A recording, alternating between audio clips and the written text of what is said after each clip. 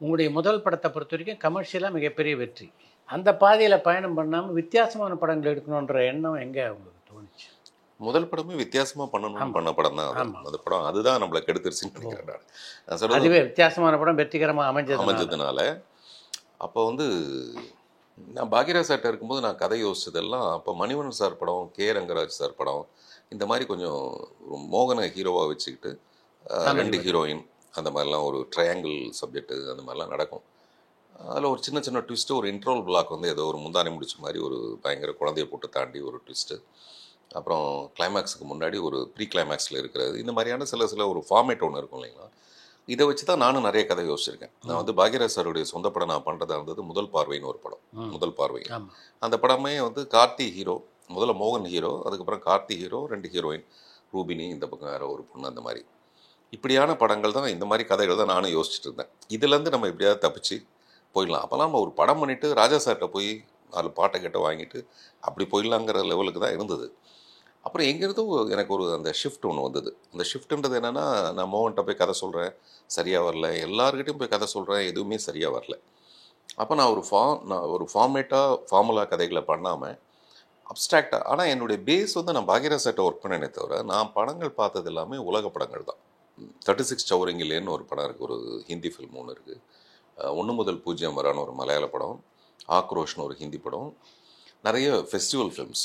இந்த மாதிரி பார்த்து இவங்க மட்டும் எப்படி அந்த எமோஷன்ஸை வேறு விதமாக கொண்டு வராங்க, இந்த ரெகுலர் ஃபார்மேட்டில் இல்லாமல் எப்படி கொண்டு வராங்க. அதே அழகியும் அங்கே இருக்கும், எமோஷன்ஸ் இருக்கும், சென்டிமெண்ட்ஸ் இருக்கும், பட் வேறு ஃபார்மேட்டில் இருக்கும். அதையே நம்ம வந்து ஒரு ஹீரோனா அது இப்படி தான் இருக்கணுமா? மெதுவாக வந்து எனக்கு ஒரு பெரிய ஹீரோ கிடைக்காதனால நானே ஹீரோவாக நடிக்கணுன்ற ஒரு கட்டாயம் வரும்போது, அப்போ வந்து இந்த கதையை நம்ம என்னவா மாற்றிக்கிட்டா என்ன அக்செப்ட் பண்ணிக்குவாங்க அப்படின்னுலாம் நிறைய யோசிச்சு. ஆனால் டெஃபினட்டாக புதிய பாதை வந்து ரொம்ப வித்தியாசமான ஒரு முயற்சி தான். ஒரு ரெகுலர் ஃபிலிம் நம்ம சொல்லவே முடியாது. ஒருவேளை ரெகுலர் ஃபிலிம் பண்ணி நான் ஜெயிச்சிருந்தேன்னா நான் வந்து அதே மாதிரியான ஒரு நார்மல் டைரக்டராகவே ஆயிருந்திருப்பேன். அதனால் புதிய பாதையப்போவே எனக்கு வந்து அந்த மாறுபட்ட சிந்தனையும், ஃபஸ்ட்டு ஒரு 3 சீன்லேயே இந்த படத்தை மிரட்டி காமிக்கணும்னு சொல்லிட்டு தான் புதிய பாதையோட 3 சீனுமே இருக்கும். அது ஒரு ஹீரோ இன்ட்ரடக்ஷன் மாதிரியே இருக்காது, எல்லா காட்சிகளும் கிட்டத்தட்ட அப்படி இருக்கும். ஆனால் அது என்னென்னா அப்படியே கொண்டு வந்து அப்படியே ஒரு ஃபேமிலி ட்ராமாக்குள்ளே கொண்டு வந்து சேர்த்துட்டோம். அந்த படத்துக்கு உரிய கதாநாயகி, அது எல்லாமே அதில் ஒரு பெரிய ப்ளஸ் பாயிண்ட்டாக இருந்தது. அந்த டைமுக்கு அது ஒரு பெரிய ப்ளஸ் பாயிண்ட்டாக இருந்தது. ஈவன் கிளைமேக்ஸ் எல்லாம் வந்து நிறைய பேர், இப்போ நான் முதல்ல சொன்ன மாதிரி கிளைமேக்ஸை வந்து ஒத்துக்குவாங்களான்னு தெரியல அப்படின்னு ஒரு பேச்சு வந்தது. அந்த படத்தில் வந்து என்னென்னா, ஒரு எமோஷனலான ஹீரோவை காட்டுறீங்க, தன்னுடைய மனைவியோட சாவுக்கு காரணம் எவனோ அவனை கையில் கிடச்சா விட்டுட்டு போகிறதுங்கிறது எப்படி நல்லாயிருக்கும், அதுக்கப்புறம் நான் லாரி வச்சு அடிக்கிறேன்றதுலாம் கிளைமேக்ஸ். பட் அது எவ்வளோ தூரம் ஒத்துக்குவாங்கன்னு தெரியலன்ட்டு ஒரு குழப்பம் அப்பவும் இருந்தது. இருந்தாலும் அதில் என்னுடைய கேரக்டர் ரொம்ப பெருசாக அக்செப்ட் பண்ணப்பட்டதுனால அது ஒரு பயங்கர பிரமாண்டமான ஒரு வெற்றியாக வந்தது. தொடர்ந்து நான் வந்து பொண்டாட்டி தேவைன்னு அடுத்த ஒரு படம் பண்ணேன். அடுத்த படத்தில் வந்து காதலிச்ச 2 பேர், அந்த பெண்ணுக்கு வந்து மனைவியாக இருக்கிறதுக்கான உடல் தகுதி இல்லைன்னதுக்கு அப்புறமேல, நீ மனைவியாக இல்லைன்னா கூட பரவாயில்ல, ஒரு மனைவிக்கு வந்து நிறைய ஸ்தானம் இருக்குது, அதில் ஒன்று வந்து தாய், நீ ஏன் தாயாக இருக்கக்கூடாது அப்படின்னு சொல்லி கிளைமேக்ஸ் ரொம்ப தைரியமாக வச்ச ஒரு கிளைமேக்ஸ். அதனாலே அந்த படம் பெருசாக எதிர்பார்த்த மாதிரி போகலை. நான் சொல்ல தொடர்ந்து அதே மாதிரியான முயற்சிகள் தான். சுகமான சுமையில் அகைன் பேக் டு நார்மல். எங்கள் அம்மாவோட நான் என்னெல்லாம் படம் பார்த்தனோ அந்த மாதிரியான ஒரு குடும்பத்தோடு பார்க்குற ஒரு படம், ரொம்ப கஷ்டப்படுற ஒரு அண்ணன், 5 தங்கச்சி, இப்படி வச்சு படு ஊத்தல். அது வந்து குடும்பத்தோடு பார்க்குறேன்னா என் குடும்பம் மட்டும்தான் பார்த்தது, வேறு எந்த குடும்பமும் அந்த படத்தை பார்க்கவே இல்லை. அது வெறும் 6.5 லட்சம் ரூபாய் என்எஸ்சி கொடுத்து 4.5 லட்ச ரூபாய் நான் திருப்பி கொடுத்தேன். அந்த லெவலுக்கு ஓடின ஒரு படம் அது. ஒரு 75 லட்சம் ரூபாய் லாஸ் அந்த நேரத்தில். அந்த 75 லட்ச ரூபாய் நான் பார்த்ததே கிடையாது அப்போ, அந்த மாதிரி நேரத்தில்.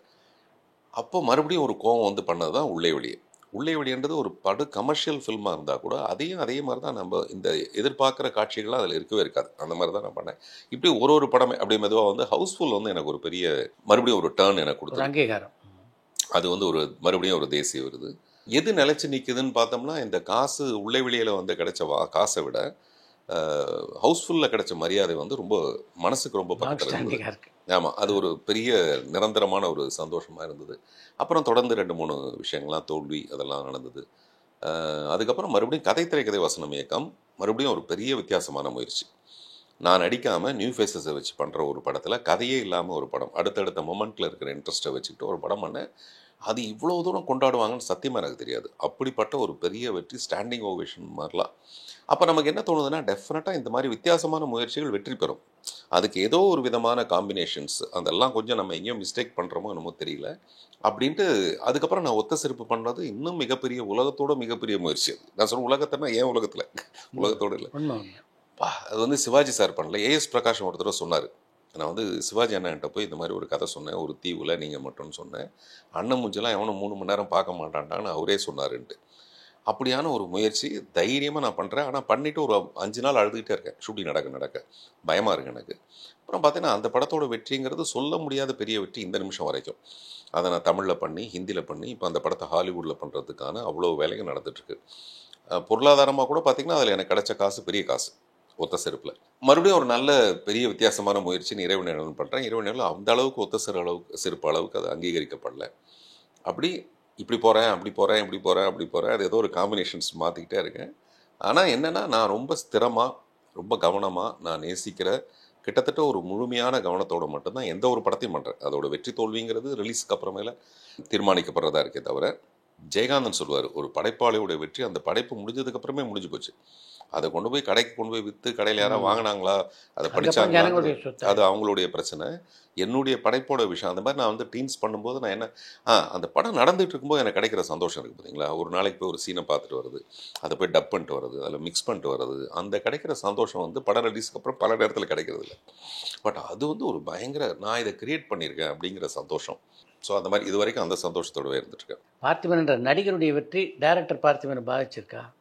அவன் தான் சோறு போடுறான். ஆக்சுவலாக குழம்பு ஊற்றுறது யாரும் தெரியல, சோறு போடுறது அவன் தான், நடிகன் தான். இப்போ கூட பார்த்தீங்கன்னா முடிஞ்சுன்னா கிடுக்குன்னு ஓடி போய் நான் இன்னும் 2-3 படம் நடிப்பேன். அந்த நடிக்கிறதுன்னு வரும்போது கூட எனக்கு இப்போ சமீபத்தில் இருக்கிற குழப்பம் என்னென்னா, நான் எந்த படத்தை நடித்தாலும் எனக்கு அந்த நடிப்புக்கு நல்ல பேர் கிடைக்குது. அது நான் ரவுடி தானோ இருந்தும் நான் நிறைய படங்கள் என்னால் பண்ண முடியல. அது என்ன காரணம் எனக்கு தெரியல. என்ன சினிமாவில் என்ன பெரிய மாற்றங்கள் ஏற்பட்டிருக்கா என்னன்னு எனக்கு தெரியாது. நான் கொஞ்சம் சூஸியாக இருப்பேன். அந்த ரோல் வந்து எனக்கு ஏதாவது ஒரு வகையில் ரொம்ப ஸ்பெஷலாக இருக்கா, அது வந்து ஹீரோக்கு ஈக்குவலாக இருக்கா. ஹீரோக்கு ஈக்குவல்னு நான் சொல்கிறது இப்போ எஸ்ஜே சூர்யாலாம் பண்ணுறதில்ல. அவர் வந்து சில நேரத்தில் ஹீரோலாம் தாண்டி ஒரு தெலுங்கு படம் வெற்றிக்கு காரணமாயிடுறாரு. இப்போ நானும் ரவுடி தான், அந்த மாதிரியான ஒரு ரோல் தான் என்னுடைய ரோலும் அப்படி இருந்தது. நான் அந்த மாதிரியான ஒரு நல்ல பாத்திரங்களுக்காக வெயிட் பண்ணிட்டு இருக்கேன். நிறைய டைரக்டர்ஸ் லோகேஷ் கனகராஜ் மாதிரி ஆளுங்க நம்மளை சந்திக்கும் போது சொல்கிறது, சார் நீங்கள் வந்து 1001 மீறி நான் உங்களுக்கு ஒரு ரோல் கொடுக்குறேன் சார். அது எப்போ நடக்கும்னு தெரியாது நமக்கு. அது 1000 படத்துக்கு ஒரு தடவை நடக்குமான்னு தெரியாது நமக்கு.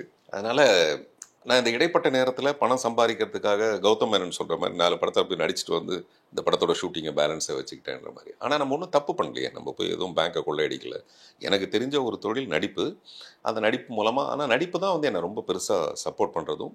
அப்புறம் ரைட்டர் சுஜாதா வந்து எனக்கு சொன்ன ஒரு அட்வைஸ் வந்து, எனக்கு வந்து உங்கள் நடிப்பு ரொம்ப எவ்வளோ பிடிக்கும்னா கடைசி வரைக்கும் நடிப்பு தான் உங்களை காப்பாற்றும். நடிப்பை மட்டும் சுஜாதா சொன்னார், நடிப்பை மட்டும் நீங்கள் விட்டுறாதீங்க. இது ஒரு பெக்யூலியரான ஒரு விஷயம். இது ஒரு நடிப்பு மாதிரி தெரியாத ஒரு நடிப்பு நீங்கள் ஒன்று வச்சுருக்கீங்க. அது வந்து ரொம்ப அழகான ஒரு விஷயம். அதுதான் உங்களை கடைசி வரைக்கும் காப்பாற்றும். ஆனால் நடிப்பை மட்டும் விட்டுறாதீங்க. நீங்கள் டைரக்ஷன் எதாவது பண்ணுங்க, பண்ணாமல் போங்க அப்படின்னு ஒரு விஷயம் சொன்னார். அதனால் கொஞ்ச நாளைக்கு நடிக்கலாமான்னு நினச்சிட்ருக்கேன். நீங்கள் ஒரு புத்திசாலியான இயக்குனர் அப்படின்றது தமிழ் சினிமாவில் எல்லாருக்கும் தெரியும். இங்கே இருக்கிற சினிமா கதாநாயகர்களுக்கும் தெரியும். அப்படி இருந்தும் ஏன் உங்களுக்கு மட்டும் சரியான வாய்ப்புகள் அமையலைன்னு நினைக்கிறீங்க? எனக்கு இந்த கேள்வி நானே நிறைய யோசிக்கிறேன். இப்போ மிஸ்டர் பவன் கல்யாண சமீபத்தில் சந்தித்தேன். அவர் டெப்டி சிஎம் ஆனதுக்கப்புறமேல ஒரு மரியாதை நிமித்தமாக போகலான்னு போனால் உட்கார வச்சுட்டு பேசின 2 மணி நேரத்தில் அவர் அதிகமான நேரம் அவர் தான் என்னை பற்றி பேசினார். புதிய பாதையை அவர் உதயம் தேட்டரில் படம் பார்த்ததுலேருந்து ஆரம்பித்து என்னுடைய ஒரு படத்தை பற்றியும், யாரா இவன் இந்த மாதிரி ஒருத்தன் வந்திருக்கானே அப்படின்னு சொல்லிட்டுலாம் நான் அப்படியே மிரண்டு போனேன்னு சொல்லிட்டு, நீங்கள் மேடையில் பேசுகிறதுலேருந்து அது இது நிறைய சொல்லிவிட்டு, அப்புறம் சொன்னார், உங்கள் டைரக்ஷனில் ஒரு படம் பண்ணுறேன் சார், நீங்கள் ஒரு ஸ்கிரிப்ட் சொல்லுங்கள். நான் கேட்டேன், நீங்கள் டெப்டி சிஎம்லாம் ஆகிட்டீங்க, நீங்கள் பண்ண முடியுமா அப்படின்னு கேட்டேன். அதெல்லாம் பண்ணலாம், நீங்கள் கதை சொல்லுங்கள், நம்ம பண்ணலாம். இடையில நாங்கள் 2 பேரும் சேர்ந்து நடிக்கிறதுக்கான ஒரு படம் ஒன்று இருக்குது, அந்த நேரத்தில் நம்ம பேசலான்ட்டு. விஜயோட எப்போது ஒரு படம் பண்ணுறதா இருந்தது ஒரு நேரத்தில், அந்த 3 Idiots பண்ணுறதா இருந்தது. அது ஏதோ ஒரு காரணத்தினால பண்ண முடியாமல் போச்சு. அப்புறம் இப்போது நான் எந்த பெரிய ஹீரோ, இப்போ நான் போய் நிறைய மாஸ் படங்களை பார்க்குறேன். நமக்கு அந்த தகுதி இருக்கா இல்லையா, இந்த மாதிரி ஒன்று பண்ண முடியுமா பண்ண முடியாதுன்னா, பண்ணுற அளவுக்கான தகுதியான கதைகள் என்கிட்ட இருக்குது. ஆனால் இது எடுத்துகிட்டு போய் எப்படி இவங்களை அப்ரோச் பண்ணுறதுன்னு எனக்கு தெரியாது. மேபி அதுக்கு ஒரு காலம் கடந்து போச்சோன்னு யோசிப்பேன் நான். அதாவது இப்போ என்னை பற்றி, இப்போ நீங்கள் சொல்கிற மாதிரி என்னை பற்றி அவங்களுக்கு தெரியாதா, அப்போ அவங்க கூப்பிட்டு எனக்கு ஒரு வாய்ப்பை கொடுத்தாங்கன்னா அந்த வாய்ப்பை எவ்வளோ பிரமாதமாக பயன்படுத்திக்கலாமே தவிர இப்போ நம்ம போய் வாசப்படியில் போய் நின்று எனக்கு ஒரு வாய்ப்பு கொடுங்கன்னு கேட்குறது மாதிரியான. அப்புறம் தெரியலன்னா பரவாயில்ல, நான் போய் கடை விரிச்சு இதுதாங்க என்னுடைய திறமைன்னு சொல்லலாம். அது தெரிஞ்சதுக்கப்புறம் நம்ம எதுக்கு செய்யணும். ஆனால் ஏன் அவங்களால செய்ய முடியலன்னு எனக்கு தெரியல. ஒரு தடவை செல்வராகவன் சொன்னார், நான் தனுஷை வச்சு ஒரு படம் பண்ணலான்னு சொல்லும்போது, அப்போ நான் சொல்கிறது ரொம்ப பிகினிங் ஸ்டேஜில் ஆடுகளம் வந்து நான் பண்ண வேண்டியது.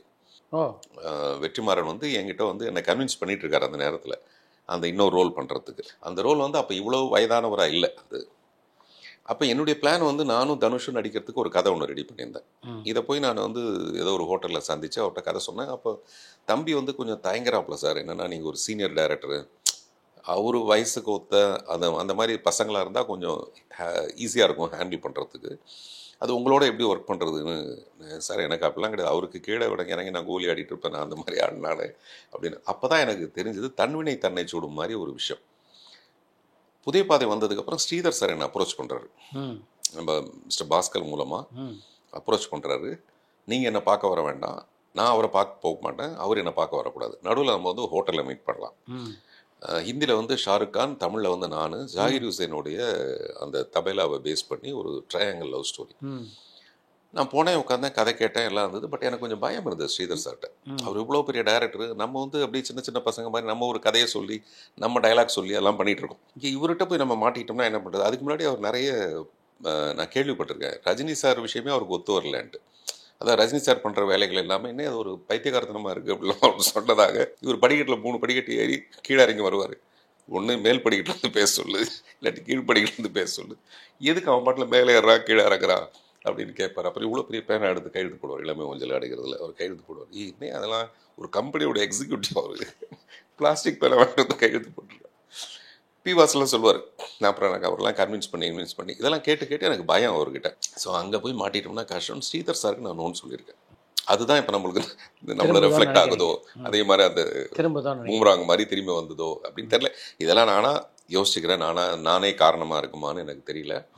அதனால் எனக்கு வந்து ஒரு மிகப்பெரிய ஸ்டார்ஸோ இல்லாட்டி அடுத்த லெவலில் இருக்கிறவங்களுடைய ஒரு படம் பண்ணுறதுக்கான வாய்ப்பு சில நேரத்தில் சில தயாரிப்பாளர்கள் என்கிட்ட கேட்கும்போது நான் சொல்லுவேன், ஹீரோவை நீங்கள் ஃபிக்ஸ் பண்ணுங்கள், இவர்கிட்ட போய் கதை சொல்லுங்கன்னு சொல்லுங்கள். ஒரு கதைக்கு பதிலாக நான் 5 கதை சொல்கிறேன், அவங்களுக்கு எது கன்வின்ஸ் ஆகுதோ அந்த கதையை என்னுடைய ட்ரெண்டில் நான் எடுக்கிறேன் அப்படின்னு சொல்லுவேன். அதனால் அது எதுக்காக எனக்கு காரணத்தில் இல்லை. ஏன்னா நீங்கள் சினிமா உலகம் பூரா நீங்களாகவே இருக்கீங்க, உங்களுக்கு தெரிஞ்ச ஏதாவது ஒரு காரணம் இருந்ததுன்னா சொல்லுங்கள், இந்த பேட்டியின் மூலமாக நம்ம அதை கரெக்ட் பண்ணிடலாம்.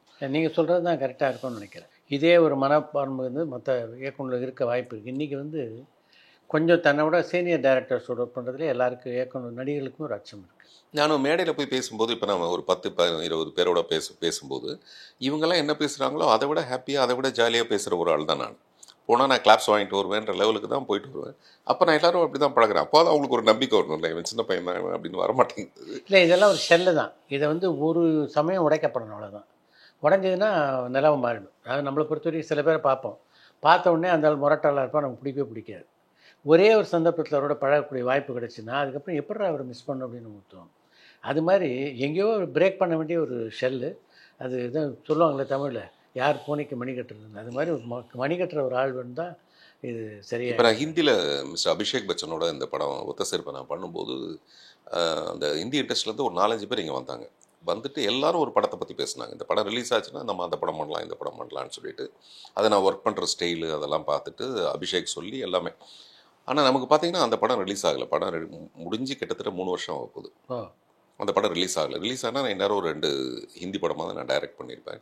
அந்த மாதிரி நீங்கள் சொல்கிற மாதிரி அதை ஏதோ ஒன்று பிரேக் பண்ணுறதுக்கு ஒன்று வேணும், பார்க்கலாம். ஒரு டைரக்டராக இது மற்ற இயக்குநர்களுக்கு கதையை கொடுக்குறதுல உங்களுக்கு ஏதாவது தயக்கம் இருக்கா? எனக்கு ஒன்றுமே தயக்கம் கிடையாது. அதான் அதுவும் மறுபடியும் நம்மக்கிட்ட தானே வரணும், யாராவது கேட்கணும்ல, உங்ககிட்ட ஏதாவது ஒரு கதை சொல்லுங்கன்னு சொல்கிற மாதிரி இருக்கணும். நான் எல்லாரோடையும் ஃப்ரெண்ட்லியாக இருக்கேன். இப்போ சமீப காலமாக தான் நான் வந்து இந்த நிறைய ஆடியோ லான்ச்சஸ்க்கெலாம் போகிறதில்லைன்னா அது சம்டைம்ஸ் என்ன ஆகுதுன்னா அதுவே கிட்டத்தட்ட ஒரு முழு நேர வேலையாகிடுது. நாளைக்கு நான் அந்த ஃபங்க்ஷனுக்கு போகிறேன்னா இன்னையிலேருந்து நான் அது சம்மந்தமாக யோசிக்க ஆரம்பிக்கிறேன். ஒரு 10 பிட்டாவது நம்ம போட்டாகணுன்ற மாதிரி இருக்குது. அது கைத்தட்டுறதுக்குன்னு ஒருத்தவங்க ரெடியாக இருக்காங்க. என்ன போன மீட்டிங்கில் பேசின மாதிரி இந்த மீட்டிங்கில் பேசலேன்ட்டு. ஆமாம், இல்லைன்டுவாங்க. அதனால் அது ஒரு பெரிய போட்டியாக 10 பேர் 20 பேர் உட்காந்துருக்கும்போது நம்ம போட்டி போட்டுகிட்டே உட்காந்துருக்கணும். அது நம்மளை கடைசியாக வர கூப்பிட்றாங்க, அதில் 5 பாயிண்ட் போயிடுது, இந்த பக்கம் அந்த பக்கம்லாம் போயிடுது. அதுக்கப்புறம் நம்ம போய் ஸ்கோர் பண்ணிட்டு வரணும். இந்த படம் எடுக்கும் கமர்ஷியலாக அந்த படம் சரியாக இல்லை, அதெல்லாம் வேறு விஷயம். அதுக்கும் இந்த படத்தோட கமர்ஷியல் வெற்றிக்கும் நான் இன்னைக்கு WCCக்கு போகிறதோ இல்லை வேற ஒரு அறிவார்ந்த சபைக்கு போகும்போதோ நம்மளை மதிக்கிற தன்மை வேறையா இருக்குது. நான் சொல்கிறது காசு பணமாக எனக்கு கைக்கு வரலையே தவிர ஒரு ஒரு குறிப்பிடத்தகுந்த ஒரு இயக்குனர்கள் வரிசையில் சுயமாக காப்பி அடிக்காமல் அந்த மாதிரி அதெல்லாம் வந்து எனக்கு கொஞ்சம் கர்வமாக உண்டு. இது எதுவுமே நான் எங்கேயும் காப்பி அடித்தது கிடையாது. அது மட்டும் போதில் கொஞ்சம் வயசாக நமக்கு என்ன தோணுதுன்னா ரொம்ப ஓட முடியாமல் கொஞ்சம் உட்காந்து ஒரு படத்தை டைரக்ட் பண்ணலாம். அதாவது ஓட்டம்னா இப்போ நாளை காலையில் எனக்கு செட் ஒர்க்குனா இன்றைக்கி நைட்டு பூரா நானே எங்கள் செட்டில் நின்றுருப்பேன். ராத்திரி 2 மணி வரைக்கும் அங்கே நின்று எனக்கு திருப்தி ஆனதுக்கப்புறம் தான் நான் வந்து படுத்து காலையில் எழுந்து போவேன். அந்த ஓட்டம் கொஞ்சம் குறையுது. உடல் சோர்வு காரணமாகவோ உடல் வந்து நம்ம லெவலுக்கு இல்லை. என்னுடைய வேகம் நீங்கள் புதிய பாதை கேட்ட மாதிரி தான், அதை விட அதிகமாக இருந்தால் கூட அது கொஞ்சம் அப்போ நமக்கு இவ்வளோ நாள் சினிமாவில் இருந்ததுக்கு கிட்டத்தட்ட ஒரு 35 வருஷமாச்சு.